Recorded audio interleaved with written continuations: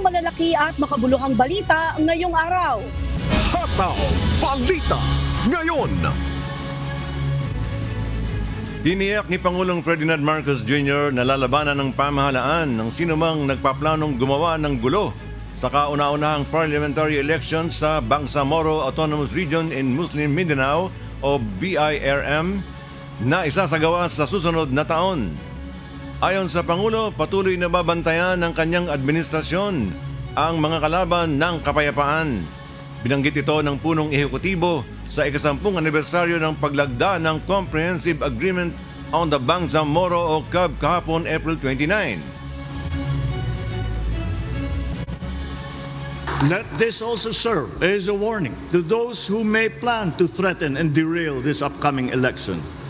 Huwag nyo nang isipin yan dahil ang kakalabanin na ninyo ay ang pamahalaan. As we defend the gains that we have achieved, we will be vigilant against the enemies of peace. We will bear the full force of the state against terrorist elements. Hataw Balita ngayon. Ipinagmalaki ng Philippine Army ang mga natutunang taktika at kaalaman ng mga sundalong Pinoy sa paggamit ng mga modernong kagamitan para maprotektahan ang teritoryo ng bansa sa nagpapatuloy na balikatan exercises sa pagitan ng Pilipinas at Estados Unidos. Ayon kay Philippine Army Chief Lieutenant General Roy Galido, nasa 1,800 ang ipinadala nilang mga tauhan at opisyal para sumama sa pagsasanay sa territorial defense. Nakuha rin anya ang mga sundalong Pilipino ng mga kaalaman pagdating sa komunikasyon, fire support, maneuver, logistics at iba pa. Now when we shift o lilipat tayo sa role na territorial defense, ibang klaseng kagamitan ang dapat natin ihanda kasi ang kagamitan na pandigma ay dapat akma sa kagamitan din ng pwedeng sumakop sa atin o kung pwedeng manggulo sa atin. Dapat kakayanin natin mahinto yung puwersa na gano'n. Hataw Balita ngayon. Sisimula na ng House of Representatives ang investigasyon nito ukol sa umano'y Gentleman's Agreement sa West Philippine Sea o WPS sa pagitan nina dating Pangulong Rodrigo Duterte at China sa ilalim ng nakaraang administrasyon. Sa pagbabalik sesyon ng Kamara kahapon April 29, iginiit ni House Speaker Martin Romualdez na pagtutuunan na ng pansin ang mababang kapulungan ang investigasyon ukol sa usapin para malaman ang matinding epekto nito sa soberenya at territorial integrity ng bansa. Naghain na ang dalawang magkahiwalayin na resolusyon, ang Makabayan, Black Lawmakers at si House Assistant Majority Leader at Zambales 1st District Representative Jefferson Gungun para imbestigahan ang umano'y kasunduan. The so-called Gentleman's Agreement between the former President and China on the non-supply of the BRP Sierra Madre grounded in Ayungin Shoal in the West Philippine Sea is tantamount to the surrender of our country's sovereign rights over our exclusive economic zone. Hataw Balita ngayon. Iniimbestigahan na simula kahapon, April 29 ng Kamara, ang nangyaring pagtugon ng mga ahensya ng gobyerno sa nangyayaring pagtaas sa presyo ng mga bilihin sa bansa. Kabilang sa mga pagdinig na isinasagawa kahapon ay ang investigasyon ng House Committee on Trade and Industry sa malayong agwat ng farm gate at retail prices ng mga pangunahing bilihin tulad ng bigas, poultry products at iba pang basic commodities. Iniulat ng concerned government agencies ang ginagawang pagpapatupad ng mga batas at regulasyon sa pricing mechanisms ng basic necessities at prime commodities habang ipinasilip naman ng agricultural groups ang dahilan ng malayong pagkakaiba ng farm gate at retail prices sa mga produktong pang-agrikultura. Hataw Balita ngayon. Inihayag kagabi April 29 ni Senate President Juan Miguel Mig Zubiri na hindi kasama sa mga priority measures na ipapasa sa Senado bago ito mag-adjourn sa May 24 ang resolution of both houses number 6 o ang economic tsa-tsa ng Senado. Ayon kay Zubiri, hindi pa malinaw ang timeline para sa tsa-tsa deliberations dahil kailangan pa nilang magsagawa ng mga konsultasyon sa Luzon, Visayas at Mindanao. Dagdag pa ni Senate President, kailangan pa niyang hintayin ang magiging desisyon ng Senate Rules Committee tungkol sa gagawing pagbabago sa patakaran kung paano tatalakayin ang tsa-tsa. Hataw Balita ngayon. Itinutulak naman ngayon ni Senator Rizon Tiveros ang kanselasyon ng pasaporte ng religious group leader na si Apollo Kibuloy matapos ang pagpapawalang bisa ng lisensya nito para magmay-ari ng baril. Ayon sa senador, tila nang iinsulto pa kasi umano si Kibuloy sa kakayanan ng gobyerno na matuntun siya dahil sa paglalabas ng audio message imbis na humarap sa Senado o sa mga korte. Tiwala naman si Senator Ontiveros na handang makipagtulungan ang maraming bansa sa Pilipinas para papanagutin ng religious group leader. Sa kasalukuyan, wala pang inilalabas na komento ukol sa usapin ng Department of Foreign Affairs. Hataw Balita ngayon. Inaasahan pa rin ng mga transport group na magkakaroon ng extension ng prangkisa ng kanilang traditional jeepneys pagkatapos ng deadline franchise consolidation ngayong araw ng Martes, April 30. Pagkatapos kasi nito, magiging colorm vehicle na ang mga hindi umabot sa deadline at hindi pa sila papayagang pumasada sa kabilang mga ruta. Nilinaw ng transport group na Manibela na ang panawagan nila ay extension ng prangkisa at hindi ng deadline ng consolidation. Kaya kami nananawagan sa ating mahal na Pangulo, sa Kongreso at sa Senado na matulungan po tayong ma-extend pa rin ito.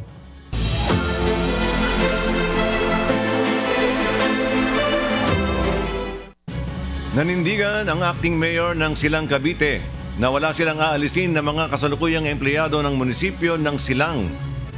Ipagpapatuloy din umano nila ang mga serbisyo ng sinuspending alkalde na si suspended Silang Cavite Mayor Alston Kevin Anarna. Samantala, kinukondena naman ng suspending alkalde ang political na motibo na ginawa sa kanila. Si Benedict Samson, humahataw! Hataw Balita ngayon. Nag-assume na sa pwesto si acting Silang Cavite Mayor Edward Carranza matapos na masuspindi ng Office of the Ombudsman si Silang Cavite Mayor Alston Kevin Anarna. Kasama sa pag-assume ni Carranza si acting Vice Mayor Anthony Toledo. Sa pag-upo ng umaktong alkalde, nanindigan ito na walaan niya silang aalisin ang mga empleyado ng munisipyo ng Silang Cavite. I would like to make this announcement that I have not issued any termination of all employees that are in casual position dito po sa bayan ng Silang. Tanggalin niyo po yung kumakalat na balita na tinerminate ko na ang mga na-appoint ng dating alkalde. Wala po akong kautusang inilalabas na ganon. Ngunit ipinaalala naman ni Carranza sa mga empleyado na paigtingin ang pagbibigay serbisyo sa kanilang mga kababayan. As your acting mayor, I would like you to double time and hit the ground running as you serve our citizenry here in the town of Silang. Maliwanag po ba yan? Ayoko na po makakita ng palakad-lakad na empleyado sa first floor, second floor, third floor at fourth floor ng munisipyo ng bayan ng Silang. Binigyan din ito na tuloy pa rin ang mga serbisyo ng naiwan ng sinuspending alkalde. Samantala, sa isang official statement na inilabas ni suspended Mayor Anarna, kinukundena nila ang political na motibo at umano'y duwang na akbang laban sa kanilang magkapatid dahil ang nagrereklamoan niya sa kanila ay malapit sa pamilya na nakaraang administrasyon. Pinag-aaralan na rin nila ang mga posibleng legal na akbang upang maprotektahan ang kanilang karapatan dahil ang lumabas sa suspension order ay inilabas nang wala man lang umano silang natanggap na kopya ng reklamo upang ito'y kanilang masagot. Benedict Samson, humahataw sa balita ngayon. Hataw Balita ngayon. Naku Bert, ito ba'y ramdam na ramdam mo na? Dahil mas marami pang lugar sa bansa ang makararanas ng lalo pang mainit na temperatura sa buwan ng Mayo. Sa kabila ng paghina ng El Nino phenomenon, lalala pa ito dahil posibleng ma-delay ang pagsisimula ng rainy season ayon sa Pag-asa. Sila Lane Moreno, humahataw! Hataw Balita ngayon! Itinuturing ng global boiling ng United Nations ang nararanasang matinding init sa iba't ibang parte ng mundo kasama na ang Pilipinas. Nitong linggo, umabot sa extreme danger level ang heat index sa Iba Zambales na 53 degrees Celsius. Ito na ang pinakamainit na naitala sa bansa ngayong taon. Kahapon, umabot sa 51 degrees Celsius ang naramdamang init sa Dagupan City. 47 degrees Celsius naman sa Apari, Cagayan at Aborlan sa Palawan. Sa Science Garden naman sa Quezon City, pumalo sa 43 degrees Celsius ang heat index at 41 degrees Celsius naman sa Naiya, Pasay City. Ngayong araw, posibleng umabot sa 49 degrees Celsius ang mainit na temperaturang mararamdaman sa Dagupan City. Kabilang din sa nanganganib na makaranas ng dangerous index level ang National Capital Region, Regions 1, 2, 3, 5 at 6. Ayon sa Pag-asa, tataas pa ang heat index pagdating ng buwan ng Mayo. Mas maraming lugar din sa bansa ang makararanas ng mainit na panahon. Ngayon po, today ay about 36 stations po or areas yung nasa danger category. And ina-expect pa po natin yan na madadagdagan pa. So yung magnitude din po ng mga heat index na yan ay mag-i-increase din as we approach the first and second week ng ating month of May. Posible ring ma-delay ang pagsisimula ng rainy season dahil sa epekto ng pre-developing ng La Nina o below normal rainfall at El Nino. Unsod nito, muling pinaalalahanan ng publiko na iwasan munang lumabas na bahay mula alas 10 sa umaga hanggang alas 4 ng hapon para maiwasan ang panganib ng heat stroke at heat exhaustion. Laging uminom ng tubig, magdala ng panangga sa sikat ng araw at magsuot ng presko at komportableng damit. Iwasang magbilad sa araw at saka po stay hydrated. Samantala, kung init na init ang mga taga Luzon at Metro Manila, umulan naman ng yelo sa Baguio City pasado alas 3 ng hapon nitong Lunes, April 29. Nitong linggo, naranasan din ang pag-ulan ng yelo sa Carmen, Cotabato at Sulana, Cagayan. Ayon sa Pag-asa, iwasang lumabas ng bahay kapag umuulan ng yelo. Possible pa rin po na magkaroon tayo ng mga hail, not necessarily hailstorm, pero yung hail occurrences lamang po at saka yung mga buhawi na maliliit lamang kapag meron tayong mga severe thunderstorm. So madalas po yan pagsapit po ng hapon at saka po saglit lamang po na nangyayari. Lane Moreno, humahataw sa Balita Ngayon.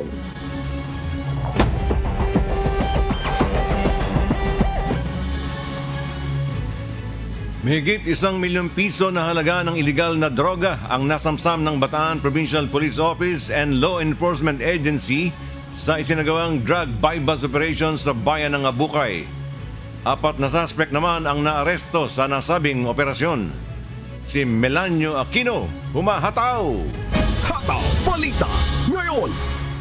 Arestado sa pinagsanib na puwersa ng Bataan Provincial Police Office, Bataan Provincial Intelligence Unit o PIU, Philippine Drug Enforcement Unit o PDEU at Philippine Drug Enforcement Agency o PDEA ang 4 na individual sa isinagawang anti-illegal drug bypass operation sa bayan ng Abukay, Bataan nitong Sabado, April 27. Layo ng nasabing operasyon na tugisin ang mga sangkot sa nasabing pagpapakalat ng illegal na droga sa nasabing bayan at buong lalawigan ng Bataan.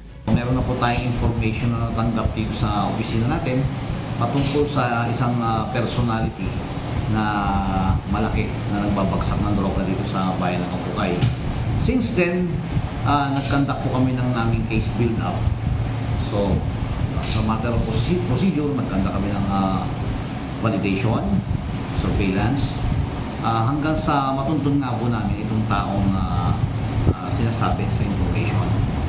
And then, marami po kaming kinasang possible na entrapment, kaya lang hindi nag-materialize. Until kanina nga po, kumagat na sila kanina at the same time, naiayos po natin ng maganda yung ating operation at nagresulta nga po sa pagkaka-arresto nitong mga suspect natin. Pasado alas 4 ng umaga nang masakote ang mga sospek sa barangay Mabatang, Abukay, Bataan. Kabilang na ang isang itinuturing na high-valued person sa lalawigan na kinilalang si Noel Canare alias Oxy. Naaresto rin ang ilang sospek na kinilalang sina Raymond Macaspac at Angelita Garcia na pawang mga residente ng Dinalupihan, Bataan at Derek Rico. Ang isa pang sospek na kinilalang si Alain Kapangpangan ay patuloy pang pinaghahanap ng mga otoridad na pareho umanong naninirahan sa bayan ng Abukay, Bataan. Nakuha sa mga sospek ang 7 plastic sachet ng ipinagbabawal na gamot na may timbang na mahigit sa 200 gramo at tinatayang may street value na mahigit sa 1.3 million pesos.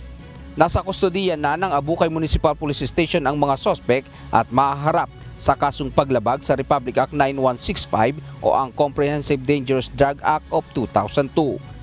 Milanyo Aquino humahataw sa balita ngayon. Hataw Balita ngayon. Hawak na ngayon ng Police Regional Office Region 10 ang pangatlong suspect at itinuturong gunman sa slay case ni Misamis Occidental radio broadcaster Juan Humalon o DJ Johnny Walker.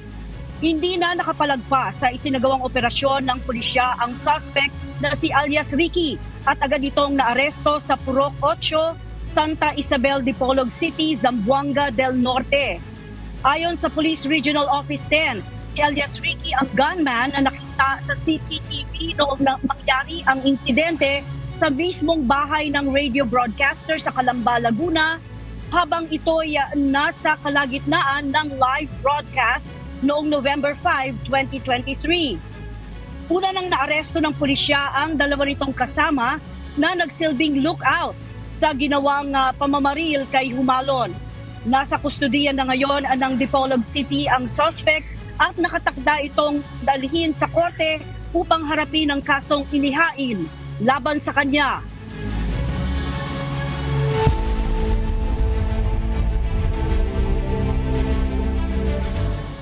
Inihayag ng bansang France na meron ng pag-unlad sa mga usapan sa pagitan ng Lebanon, Hezbollah at Israel.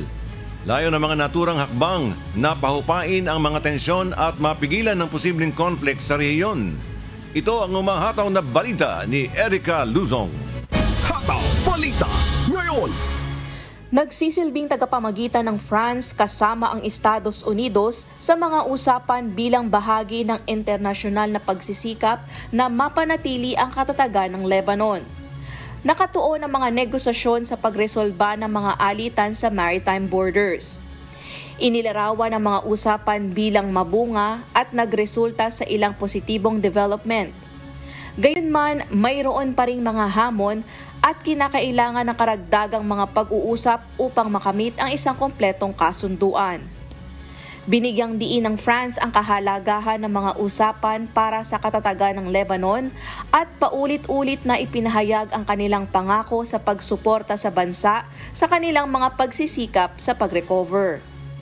Samantala, nag-uusap ng ceasefire proposal ang Hamas, ang Palestinian Militant Group, kasama ang opisyal ng Qatar at Egypt.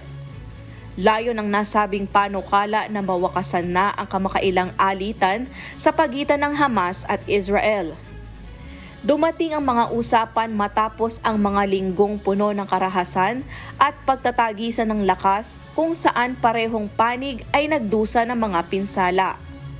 Inaasahang isasama sa ceasefire proposal ang mga probisyon para sa pagpapagaan ng blockade sa Gaza Strip, pati na rin ang pag-address sa iba pang mga issue tulad ng pagpapalitan ng mga bilanggo.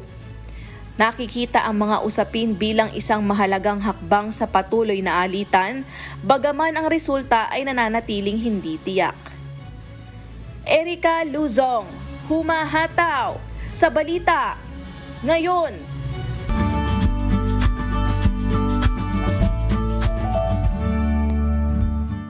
Alamin ang magiging lagay ng panahon sa iba't ibang bahagi ng bansa ngayong araw ng Martes. Panoorin natin ang update mula sa Philippine Weather Bureau, Pag-asa. Based po sa ating latest na satellite image, meron po tayong namamataan ng mga kaulapan more on dito sa may southern portion ng ating bansa. And kung makikita po natin, ilang bahagi po ng Mindanao ay naapektuhan. Ito po yung Intertropical Convergence Zone or ITCZ. Kaya asahan po natin dito sa may katimugang bahagi ng Mindanao, makakaranas po tayo ng mga kalat-kalat mga pagulan. Samantalang sa nalalabing bahagi po ng ating bansa ay patuloy pa rin wala po tayong masyado nakikita na mga kaulapan na posibleng magdulot ng maghapon ng mga pagulan. Ngunit patuloy pa rin po yung pag-iral ng easterlies or yung init na hangin na gagaling sa dagat Pasipiko. Kaya asahan pa rin po natin ngayong araw ay magpapatuloy pa rin yung mainit na panahon sa malaking bahagi ng ating bansa. Liban na lamang yung mga tsansa ng mga pulo-pulong mga pag-ulan. Sa kalagayan po ng ating karagatan, wala po tayong gale warning sa ngayon. Banayad hanggang sa katamtaman pa rin ang mga pag-alon na mararanasan. Kaya malaya pa rin po mga kapalaot yung ating mga kababayan na may mga maliit na sakyang pandagat. Ngayong umaga, si Haring Araw ay sisikat ng 5:34 a.m. at lulubog mamayang 6:13 p.m. At napanood po natin ang update mula kay Pag-asa Weather Specialist Rhea Torres. Tandaan, sa bawat araw na ating nasisilayan, tayo'y magpasalamat sa Diyos na may lalang.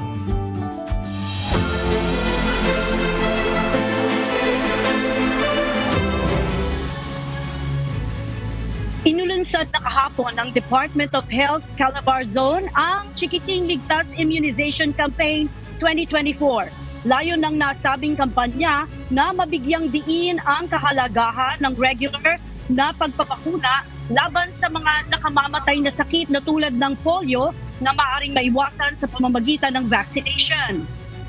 Si Lynette Bahe, Mahataw! Hataw Balita ngayon! Sinimulan na nitong Lunes, April 29, ang provincial launching ng bakuna kontra polio na ginanap sa City Hall ng Santo Tomas, Batangas. Ilulunsad ng Department of Health o DOH Calabarzon ang Chikiting Ligtas Immunization Campaign 2024 na nakatuon sa pagbabakuna laban sa polio at pagbibigay ng vitamin A sa mga bata sa buong rehiyon.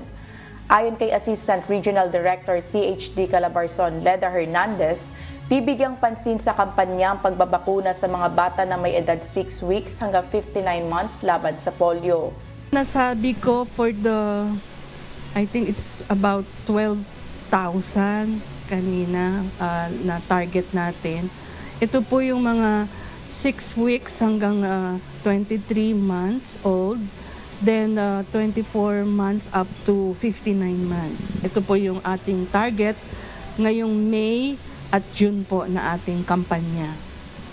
Ito nakafocus siya sa oral polio vaccine. Tapos dinagdagan po natin ng vitamin A para mas protektado ang ating mga chikiting. Nais ng DOH na mapataas ang coverage ng routine immunization at matiyak ang kalusugan at kaligtasan ng mga bata na nanganganib na mahawa sa mga vaccine preventable diseases o VPD. Isinasagawa ang kampanya sa pakikipagtulungan ng mga local government unit o LGU, government agencies, non-government organizations o NGO at iba pang mga stakeholder. Ayon sa DOH, magsisimula ang bakuna kontra polio sa ika-2 ng Mayo at magtatapos ito sa buwan ng Hunyo. Panawagan ngayon ng Kagawaran ng Kalusugan, samantalahin ng mga magulang na mapabakunahan ng kanilang mga anak upang makaiwas sa sakit na polio. Lynette Bahe, humahataw sa balita ngayon. Hataw Balita ngayon.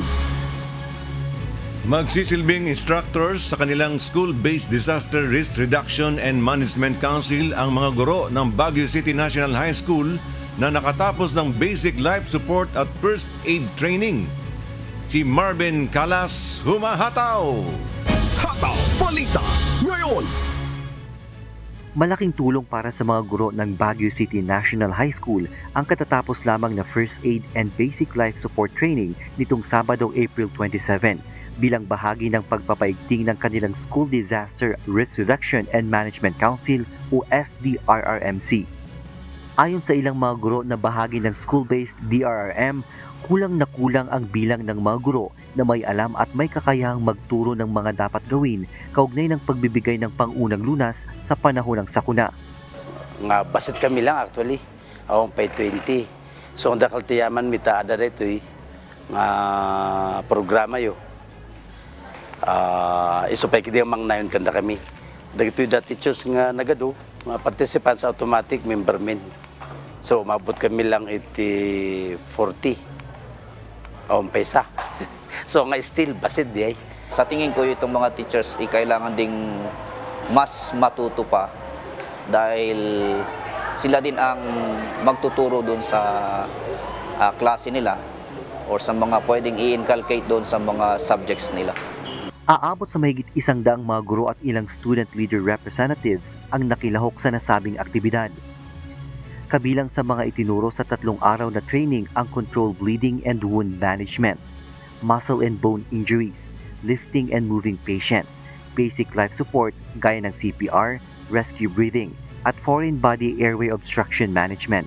Samantala naging motivation naman para kay Teacher Janet Ressel ang kasalukuyang kalagayan nito sa kalusugan, lalo't mayroong history ng sakit sa puso ang kanilang pamilya. May alam ako at may nalalaman ako na pwede kong itulong or gawin na bago pa man dumating yung ganitong sitwasyon, lalo na sa pamilya ko. Hindi lang sa akin kundi sa nanay at kapatid ko mismo na hindi na lang kami parating nagre-rely na tatawag ng ibang tao o kaya'y magpapatulong pa. Kami na muna. Pwede kong, yung halimbawa kung yung kapatid ko, pwedeng ako na muna ang gagawa ng first aid para sa kanya bago tatawag ng iba pa na tutulong. Tiniyak naman ng UNTV ang buong suporta nito para sa patuloy na kooperasyon upang makatulong at makapagbahagi ng mga kaalaman sa pagbibigay ng pangunang lunas. Alinsunod ito sa advokasya ng UNTV na tulong muna bago balita sa pangunguna ni Mr. Public Service Kuya Daniel Razon. Marvin Calas, humahataw sa balita ngayon. Hataw Balita ngayon. Binuksan na kahapon ang kauna-unahang solar-powered art museum sa Baguio City na punong-puno naman ng mga naggagandahang collection at obra ng mga lokal na artists sa Cordillera. Si Kabsat Grace Doctolero, humahataw. Hataw Balita ngayon. Visual wire at solar art gamit ang sikat ng araw at marami pang iba. Ito ang makikita sa kauna-unahang solar-powered art museum na Puon at Lian sa Baguio City na binuksan na sa publiko kahapon April 29. Pinangunahan ni Baguio City Councilor at artist na si Leandro Yangot Jr. ang opening ng nasabing museo. Ayon kay Councilor Yangot, bata pa lamang siya ay hilig na nito ang sining. Mahalaga para sa kanya na mapanatili at makilala ang kagandahan ng Cordillera artistry. Makikita sa museum ang best of the best art in Baguio. Kita niyo ang lighting nito, solar powered. This is an art museum na nag-showcase ng kagalingan ng mga taga-Baguio. We thought of this because we wanted to be a primary catalyst in making Baguio a truly creative city. Dahil sa patuloy na pagbabago ng klima, naisip nito na gumamit ng solar light para sa ilaw ng art museum. Puno ito ng iba't ibang klase ng obra at kanyang koleksyon mula sa mga kapwa niyang artists. And we are very thankful to people who are very supportive. Kaya sabi ko kanina in my speech na sana, we will have more people supporting the creative community. Na if you want to support, you come and can participate in exhibits. But most of all, the most important one is you buy from the exhibits. Bili ka. Yun ang best support. Namangha naman ang kanyang mga kapwa-opisyal sa lungsod na nagpapahalaga sa ambag ng mga artists. Isinusulong din ng konsihal ang libreng art workshops tuwing Sabado sa Baguio Athletic Bowl at paaralan. Siya rin ang nanguna sa pagbubukas ng art bank sa lungsod kung saan libreng matututo at makapagbebenta ng kanilang artworks ang mga residente. Matatandaan na hinirang bilang United Nations Educational, Scientific and Cultural Organization o UNESCO Creative City ang Baguio noong October 2017. Libre ang pagbisita sa Art Museum at bukas ito sa publiko mula Martes hanggang Linggo. Matatagpuan ang Puon at Lian Art Museum sa sariling tahanan ng naturang konsihal sa Bingaw Road, Barangay Bakaking Central, Baguio City. Grace Doctolero, humahataw sa balita ngayon.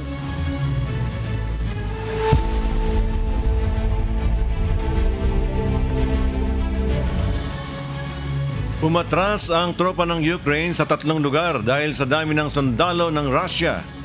Dahil dito, nanawagan si Ukraine President Volodymyr Zelensky na pabilisin ang pagdating ng armas na kailangan ng kanilang militar.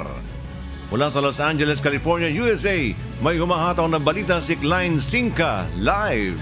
Hataw Balita ngayon.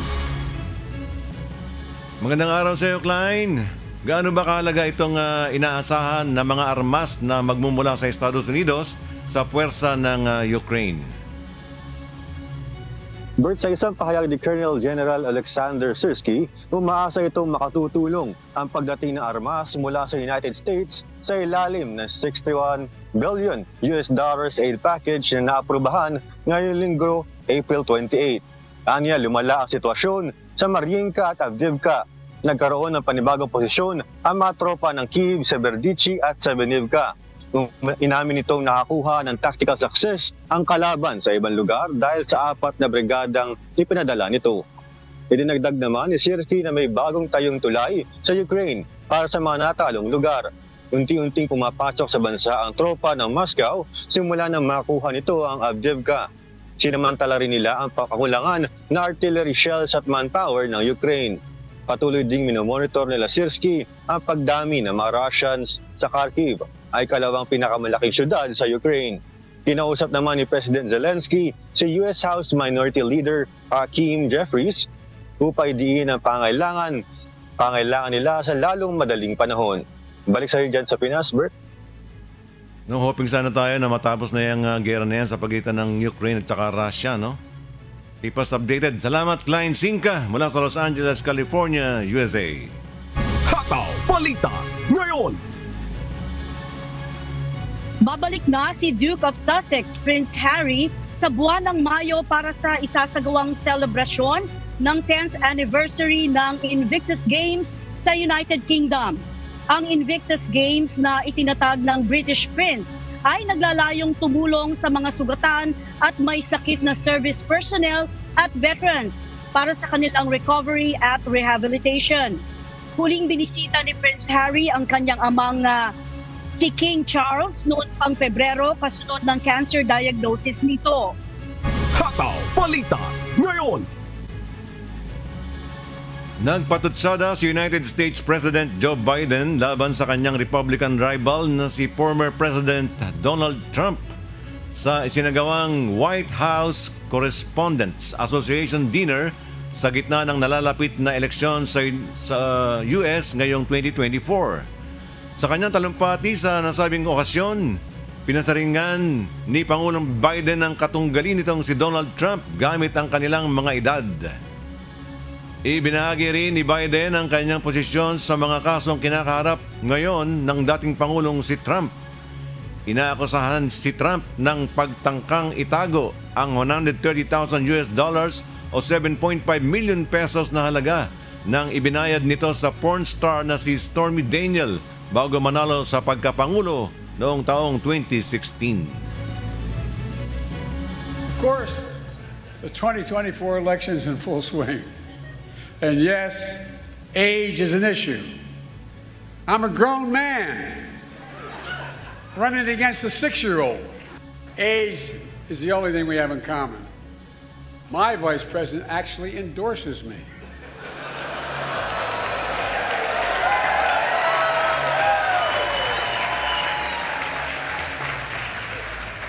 I had a great stretch since the State of the Union.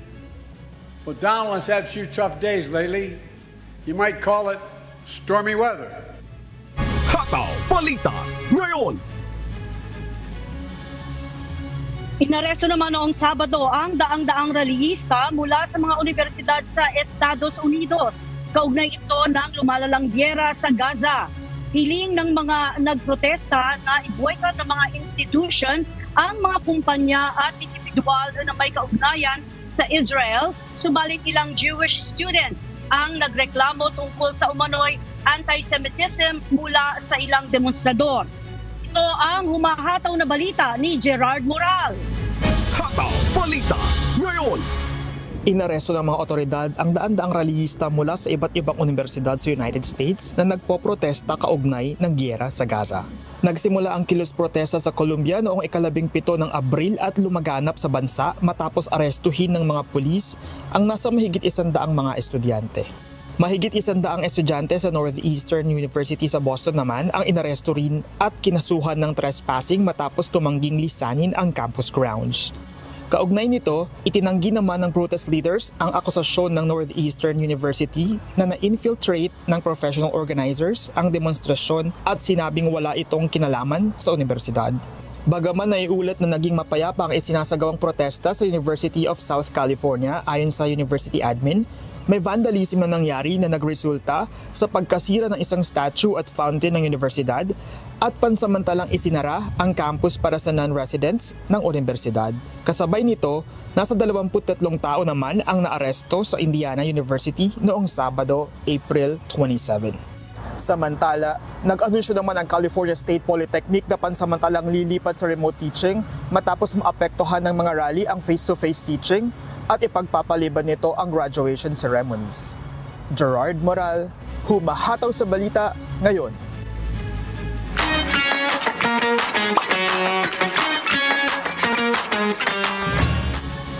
Nangangailangan ng volunteers sa Singapore para sa isasagawang Special Professional Licensure Examination.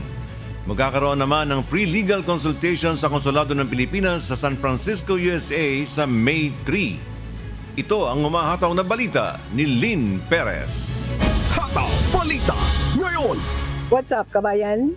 Nangangailangan ng Migrant Workers Office sa Singapore ng mga Filipino volunteers para sa isasagawang Special Professional Licensure Examination or SPLE. Gaganapin ang examination mula June 16 hanggang June 18. Nangangailangan sila ng mga dedicated at service-oriented Filipinos upang magsilbing proctors, floor supervisors at supply aides sa examination na ito. Sa mga nais mag-volunteer, mag-register lamang sa pamamagitan ng pag-send ng email sa mwo_singapore@dmw.gov.ph.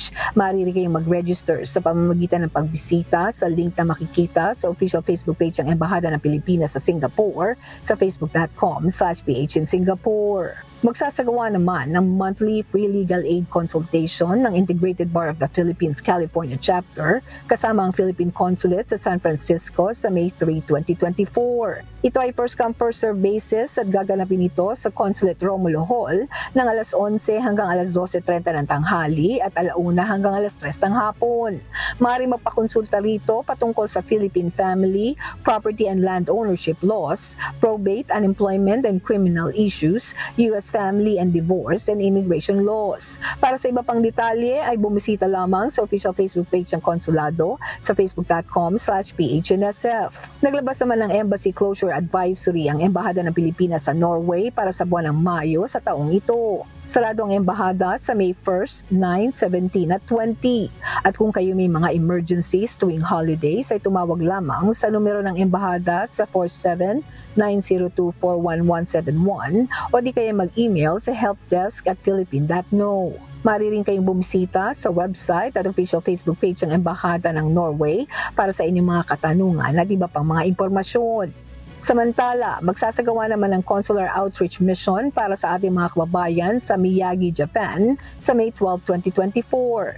Ilan sa mga serbisyong ipagkakaloob sa araw na ito ay ang passport services, civil registry, notarials, overseas voters registration at MWO services. Pinapayuhan ng mga aplikante na may online registration para sa mga isasagawang outreach mission at mayroon ding deadline ng ating mga online registration. Para sa May 9, 2024, araw ng Webes ang deadline para sa mga passport services at May 3, 2024 araw ng Biyernes ang deadline naman para sa iba pang serbisyong konsular.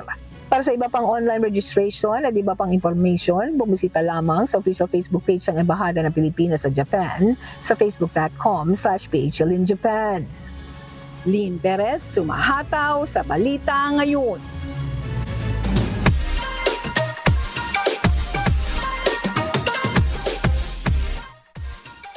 Hoy, eto na ang hindi natin makakalimutan, ang pinakaabangan ng marami.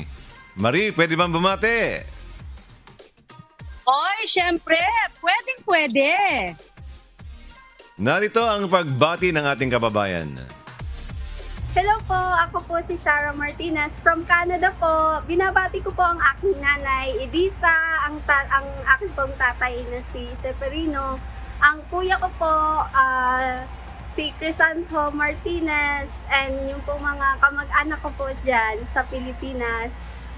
Binabati ko po si Kuya Daniel po at ang kanyang pamilya. Salamat po! Mauna na ako, binabati ko po yung mga mahal ko sa buhay na nagdiwang na kanilang kaarawan ngayong buwan ng Abril. Unang-una po ang aking mahal na nanay noong April 21. Salamat sa Diyos sa buhay na bigay sa kanya. Ganon din kay Dr. Carlos Espino at sa aking apo na si Little John. Binabati ko rin ang aking mahal na asawa si Sis Tess at ang aking mga anak Nico, Eileen, Shasha, and Andrew at kay Apong Mading at kay Darang Aida dyan po sa Magalang, Pampanga. Marie. Hoy, hindi mo binati ang mga taga-Kalye Pogi pero batiin na rin natin sila. Mga taga-Kalye Pogi, magandang araw sa inyo dyan. At syempre, good morning Kuya, good morning Ate Arjin. At sa ating mga kababayan na patuloy na nakasubaybay mula naman dito sa Texas, USA. Yan, kumusta po kayo? At syempre, ang ating mga seniors mula sa East Coast ng USA. Kumusta po sa inyo? At kita-kits po tayo ulit sa ating community prayer broadcast tomorrow. At syempre, ang aking papa, Bert, dadalaw siya ngayon, first time sa Texas, si Mr. AGG. Ayan, naabangan natin siya mamaya sa airport. Kumusta sa iyo? At safe flight. At syempre, sa aking ni Amor, si Brad Nomer Peñaranda. Sana may dinner na tayo ulit. At saka siyempre shout out po sa ating mga taga-subaybay sa buong Pilipinas at sa iba't ibang panig ng mundo.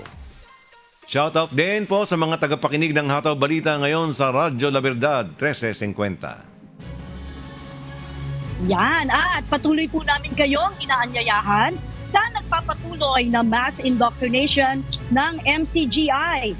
Day 7 na po. 7 p.m. Philippine time sa official MCGI social media accounts. Kabilang ang MCGI channel, ang official YouTube channel ng Members Church of God International. Patuloy rin po namin kayong inaanyayahan na makiisa sa aming isinasagawang Global Prayer for Humanity tuwing Lunes hanggang Biyernes, alas 9:30 ng gabi. Ito po ay nakastream ng live sa lahat ng MCGI social media accounts at ang Global Prayer for Humanity po ay bukas sa lahat anuman po ang inyong relihiyon o lahi. At sa aming ibabahaging mga salita ng Diyos na ating sandigan mula sa Aklat ni Malakyas, chapter 2, verse 6 na nagsasabi, ang kautusan tungkol sa katotohanan ay nasa kanyang bibig at ang kalikuan ay hindi nasusumpungan sa kanyang mga labi. Siya'y lumakad na kasama ko sa kapayapaan at katuwiran at inilayo sa kasamaan ang marami.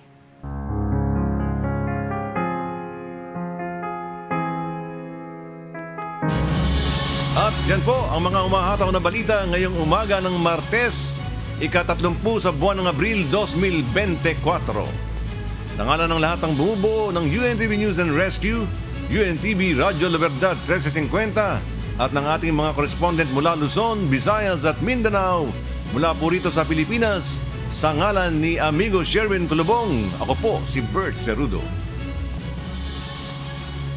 At yan po ang mga humahataw na balita sa iba't ibang panig ng mundo ngayong Tuesday morning, April 30, 2024. Mula rito sa Round Rock, Texas, USA, ako, si Marie Peñaranda.